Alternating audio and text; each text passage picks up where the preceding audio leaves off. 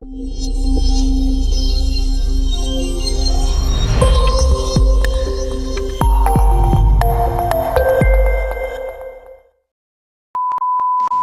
le bendiga. Bienvenidos a nuestro programa Fluye el Río de Dios de la Iglesia Evangélica Hispana en Morristown. Apocalipsis 22, 1-2 dice: Después me mostró un río limpio de agua de vida, resplandeciente como cristal, que salía del trono de Dios y del Cordero. En medio de la calle de la ciudad y a uno y otro lado del río estaba el árbol de la vida, que produce 12 frutos, dando cada mes su fruto, y las hojas del árbol eran para la sanidad de las naciones. Ahora le invito a ver un poderoso mensaje.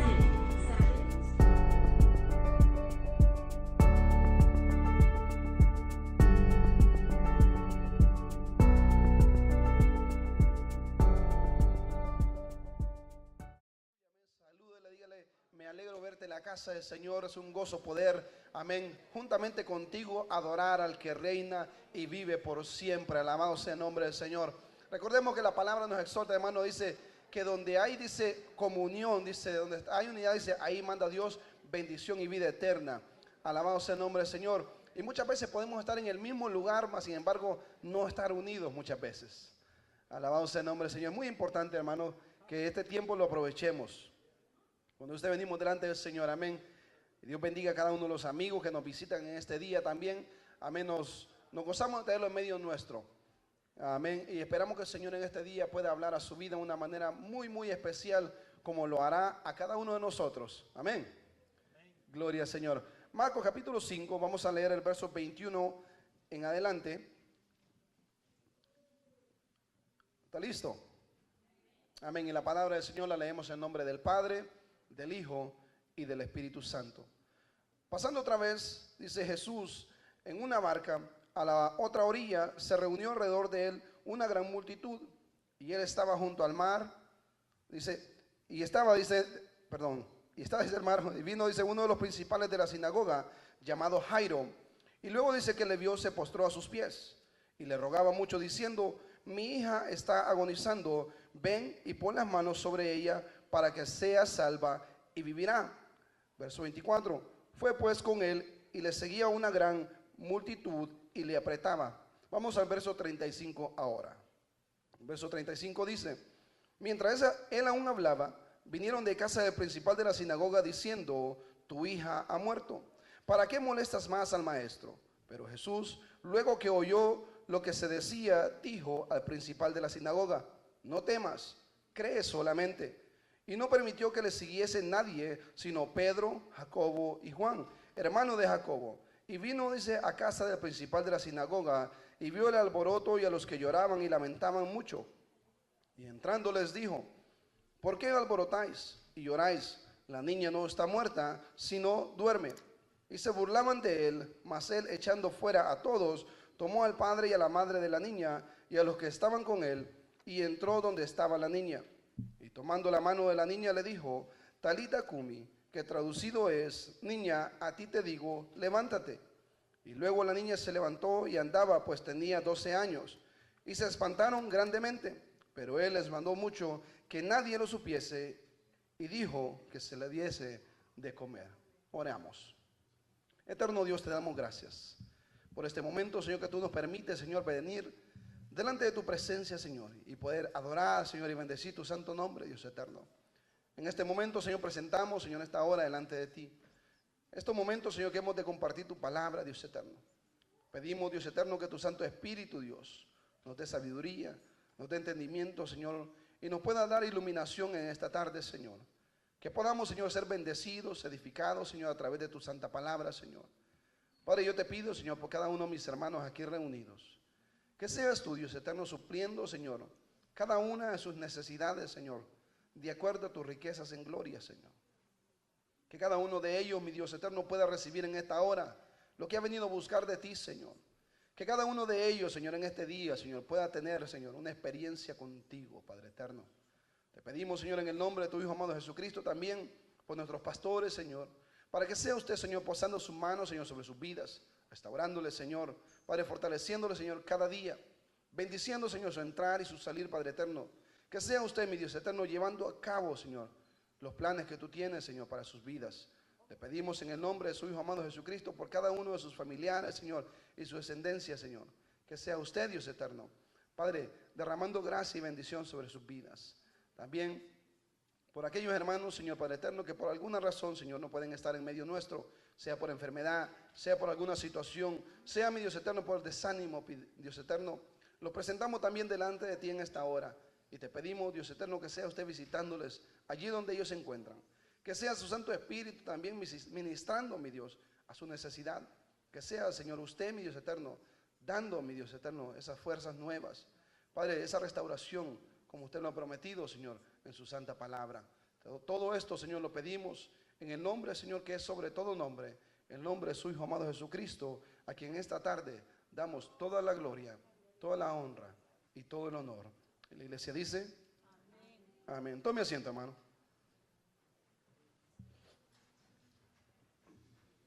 Maravilloso Dios.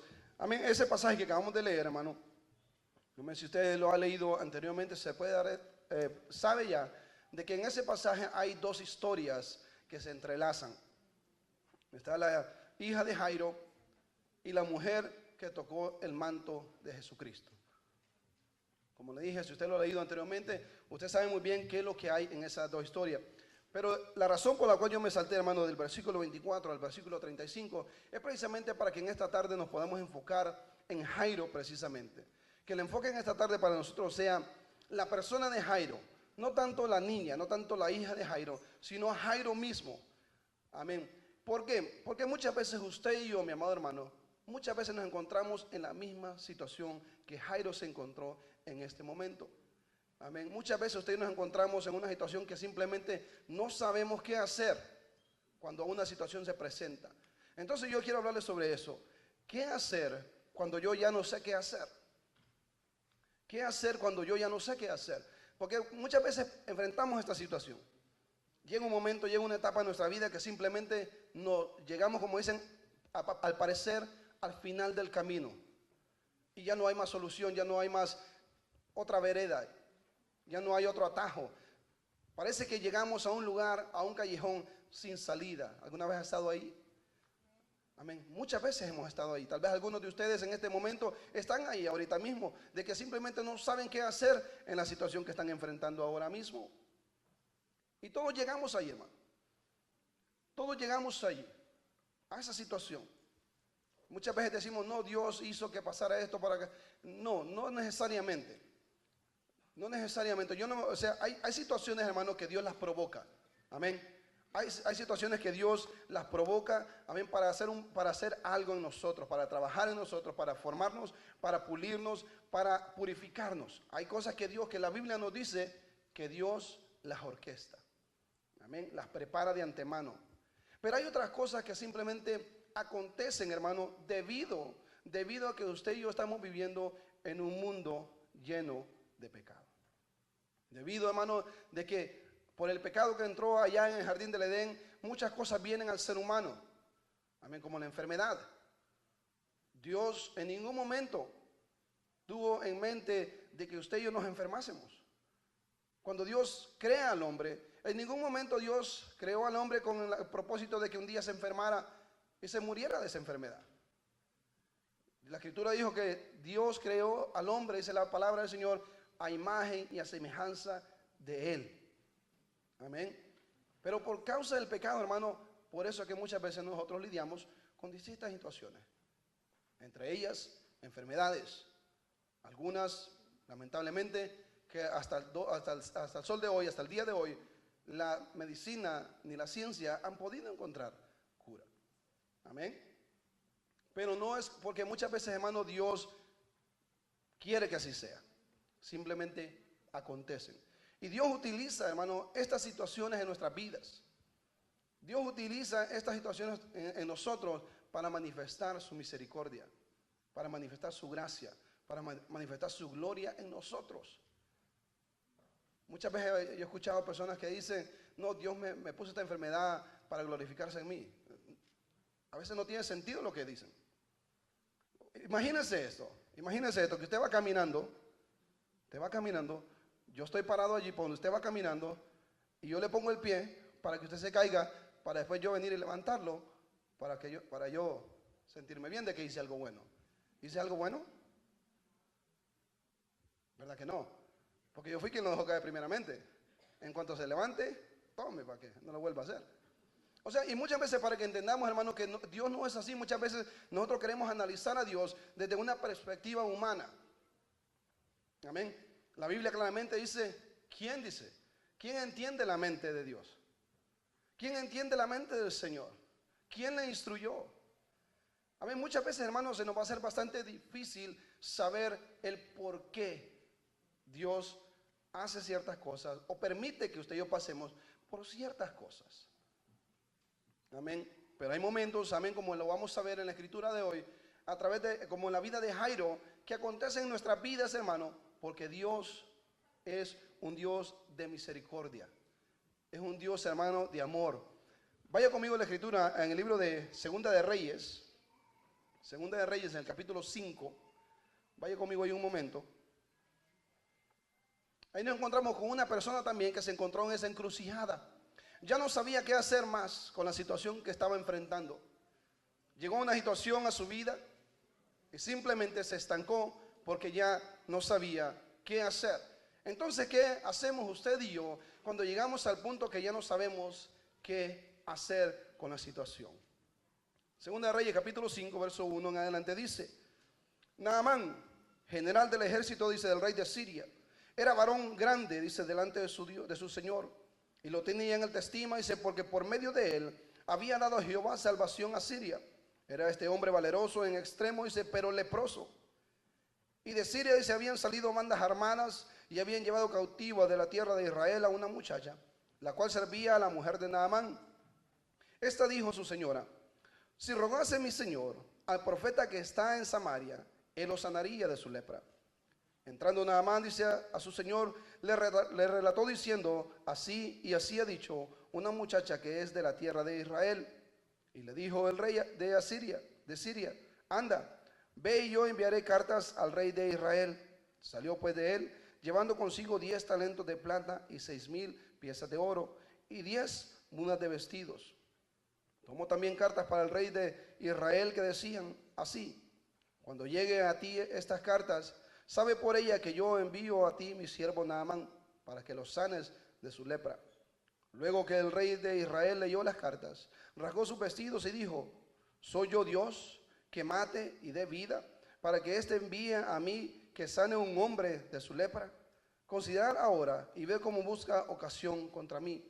Cuando Eliseo, el varón de Dios, oyó que el rey de Israel había rasgado sus vestidos, envió a decir al rey: ¿por qué has rasgado tus vestidos? Venga ahora a mí y sabrá que hay profeta en Israel. Y vino Naamán con sus caballos y con su carro y se paró a la puerta de la casa de Eliseo. Entonces Eliseo le envió un mensajero diciendo: ve y lávate 7 veces en el Jordán, y tu carne te será restaurada y serás limpio. Y Naamán se fue enojado diciendo: he aquí, yo decía para mí: saldrá él luego y estando en pie invocará el nombre de Jehová su Dios y alzará su mano y tocará el lugar y la lepra sanará. Amén. Mira qué maravillosa historia, hermano. Amén. Este hombre, el comienzo del capítulo nos habla de quién era este personaje. Dice un hombre valeroso, un hombre de alta estima, que lo tenían en alta estima. Un hombre que había, dice, dado grandes victorias a su rey. Un hombre que Dios lo había usado para dar, dice, victoria. Un hombre que Dios se había manifestado en la vida de este hombre. Pero más sin embargo, la Biblia claramente establece un punto que no podemos pasar por alto. Dice, pero era, dice, leproso. Pero era leproso.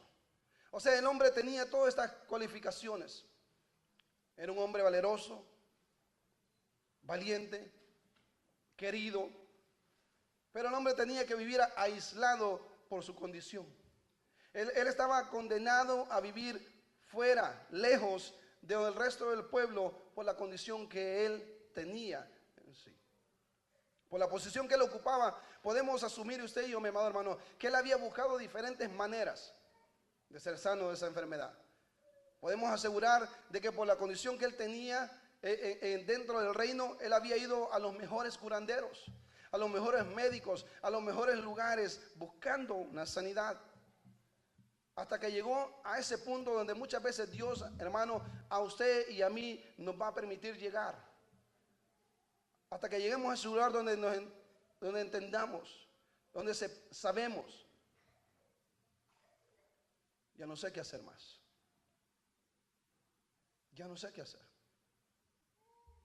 Llegar allí, a ese momento en la vida de este hombre, de que ya él no sabía cómo lidiar con aquella situación, cómo saber qué hacer con aquella situación. Jairo, hermano, la Biblia establece de Jairo, dice que era un principal, era un hombre importante, era un hombre muy conocido y respetado dentro de la sociedad judía por la posición que él ocupaba también. Los principales de la sinagoga eran los encargados que durante la semana la sinagoga funcionaba como escuela para los niños. Durante la semana esos lugares estaban abiertos para enseñanzas, para que los niños fueran educados, eran las escuelas. En los días de reposo, los principales eran encargados de escoger a la persona que iba a traer la enseñanza en el día de reposo. Ellos se encargaban que todo funcionara bien. Ellos se encargaban de que todo trabajara de acuerdo y en orden a lo establecido. Eran personas, hermanos, que eran muy reconocidas, eran personas que eran muy respetadas, eran personas también conocidas por algo muy interesante. Y de ahí porque es muy importante que la palabra nos dice quién era Jairo y la posición que ocupaba. Dice, era principal de la sinagoga. Y la Biblia nos da testimonio una y otra vez que cada una de estas personas tenían un problema con Jesucristo. Cada una de estas personas tenía un serio problema con la persona de Jesucristo. Era considerado como un impostor, como un falso, como un blasfemo, como un mentiroso.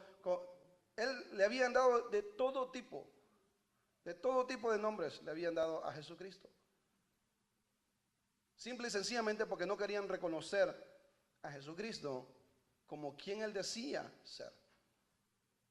El Hijo de Dios, el que había venido a rescatar al hombre, el que había venido a redimir al hombre. Pero ellos se negaban a aceptar aquella realidad. Y por eso había muchos encuentros con ellos. Había muchos choques entre Jesucristo y estas personas. Vaya conmigo a Lucas capítulo 13.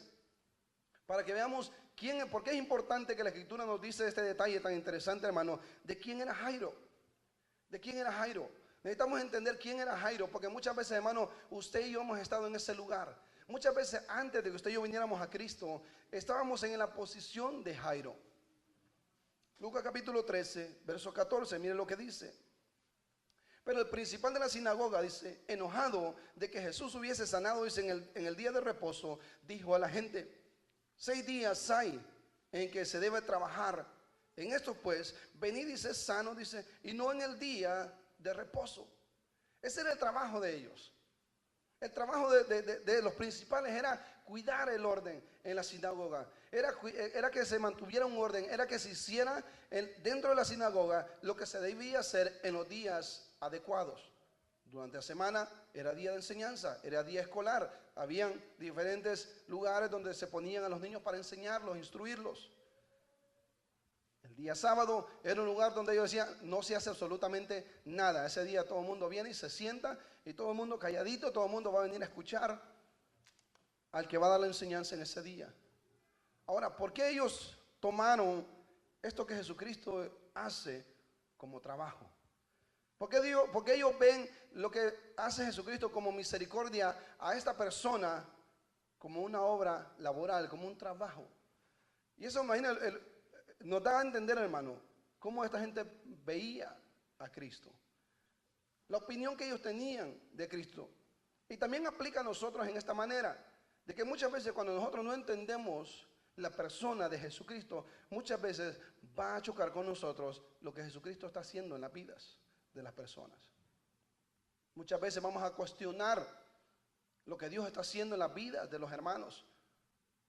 Porque muchas veces no tenemos esa relación con el Señor. Muchas veces no tenemos esa cercanía con el Señor. Y se nos hace demasiado extraño, demasiado raro que el Señor haga ciertas cosas. Y queremos encerrar a Dios en una cajita. Dígale que está al lado suyo, no podemos encerrar a Dios, dígale. A Dios no se puede encerrar en un solo lugar. Y ese era el problema, esa era la realidad entre los principales y Jesucristo. De ahí el porqué, hermano, la importancia del relato bíblico que nos dice quién era Jairo.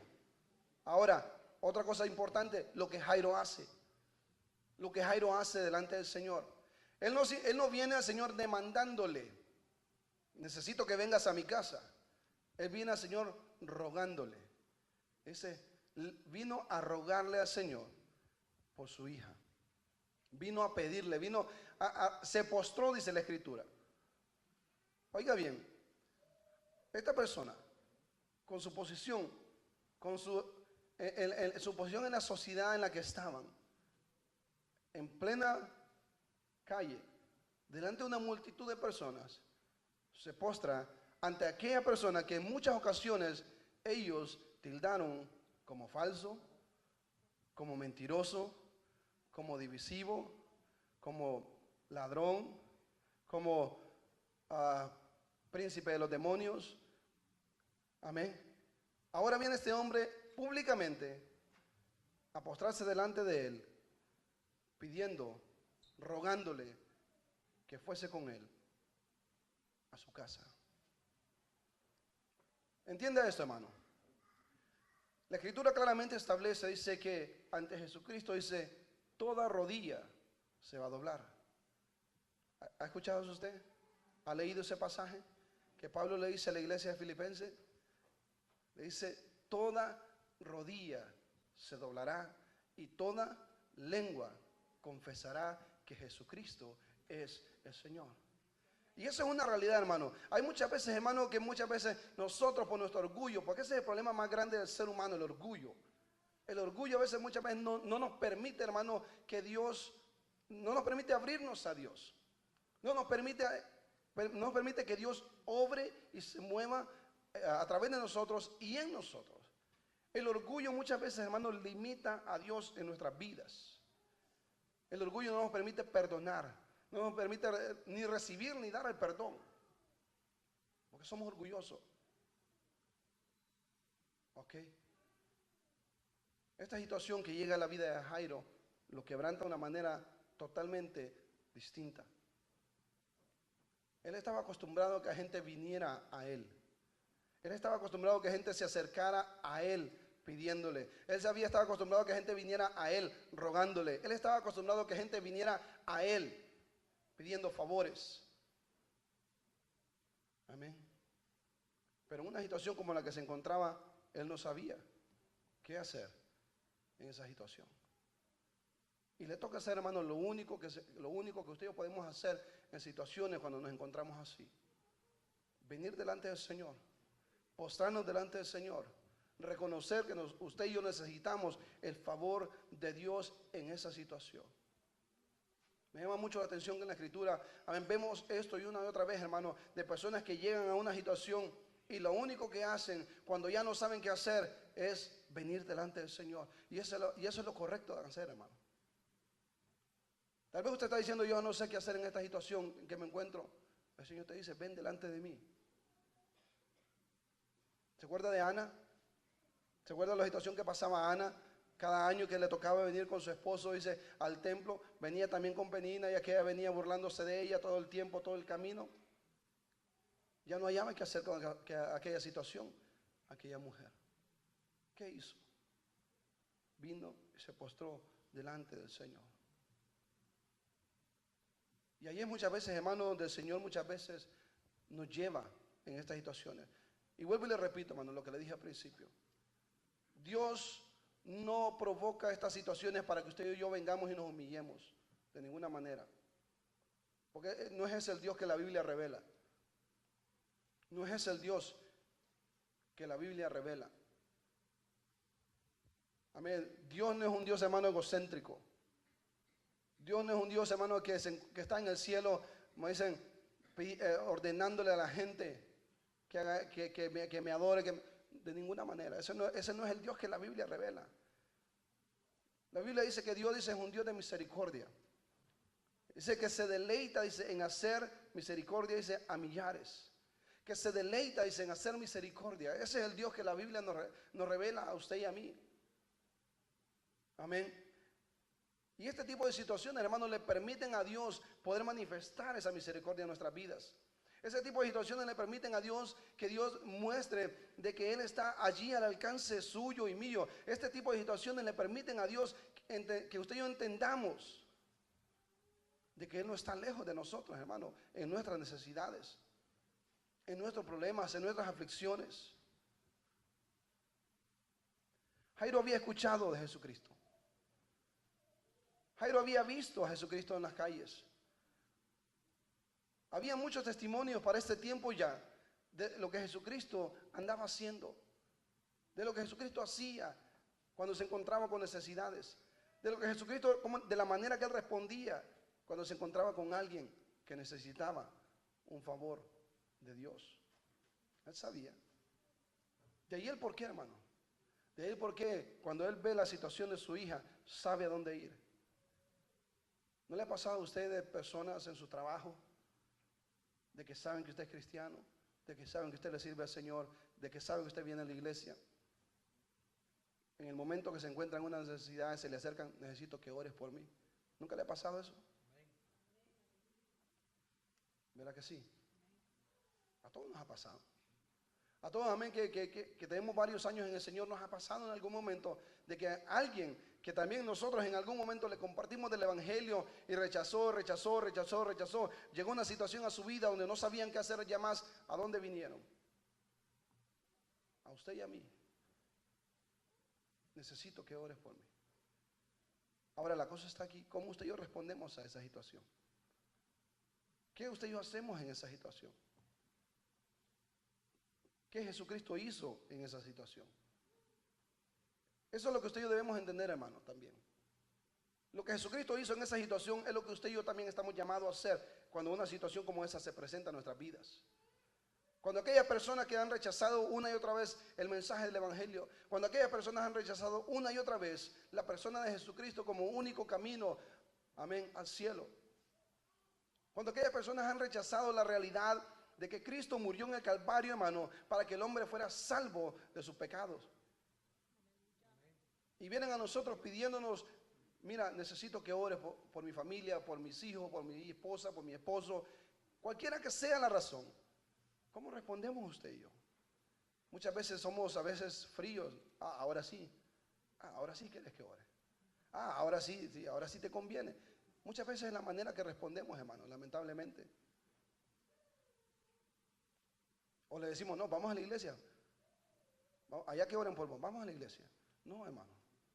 Dice la Escritura claramente que Jesucristo dice, inmediatamente dice, después de la petición de Jairo, se levantó, dice, y le siguió. Se levantó, dice, con él y le siguió. Hermano, necesitamos entender de que Dios usa personas como usted y como yo, hermano, para manifestarse a personas que todavía no le conocen, que todavía no saben que Él es un Dios de misericordia, que Él es un Dios de amor.